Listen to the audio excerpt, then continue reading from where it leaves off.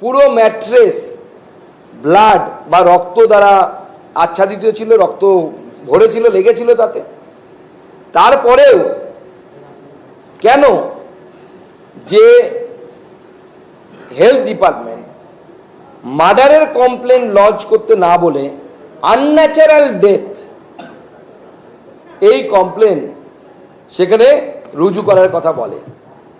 এই প্রশ্নটি অত্যন্ত জরুরি, কারণ মেডিকেল কলেজের মধ্যে ক্রাইম ঘটেছে, ডাক্তারবাবুরা আছে, প্রিন্সিপাল, সুপার, এমএসভিপি যাই বলুন না কেন, তারা সবাই ডাক্তার, তাদের সবার পোস্টমর্টেম করার অভিজ্ঞতা আছে।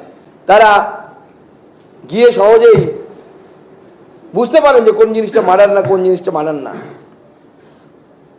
তৃতীয় যে প্রশ্নটি করতে চাই, গতকাল আমি সেই প্রশ্ন করেছি, বারবার করেছি, ফ্যামিলি করছে, যে কেন যে মা বাবাকে 3 ঘন্টা ওখানে পৌঁছানোর পর 3 থেকে 3.5 ঘন্টা মা বাবাকে আটকে রাখা হয়েছিল, দেখা করতে দেওয়া হয়নি, তার মানে মেয়ের বডিকে দেখতে দেওয়া হয়নি কেন? এই পুলিশের তরফ থেকে এই বাধা দেওয়াটার কারণ কি ছিল? কারণটা আমরা একটু জানতে চাই। এই প্রশ্নগুলো তো উঠছে, জনগণও ওঠাচ্ছে, আমরাও ওঠাচ্ছি।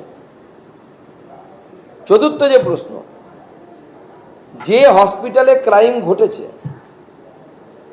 এবং যে হসপিটালের কিছু কর্মচারী, ডাক্তার, তাদের রোল সন্দিগ্ধ, কে অপরাধী আমরা জানি না, কিন্তু তাদের রোল সন্দিগ্ধ, অথচ এই ধরনের হিনিয়াস ক্রাইমে সেখানেই কেন পোস্টমর্টমটা করানো হলো?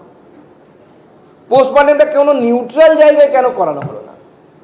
ওই মেডিকেল কলেজ থেকে সরিয়ে অন্য কোনো মেডিকেল কলেজে করানো যেতে পারতো, রাজ্য সরকারি মেডিকেল কলেজে করানো যেত।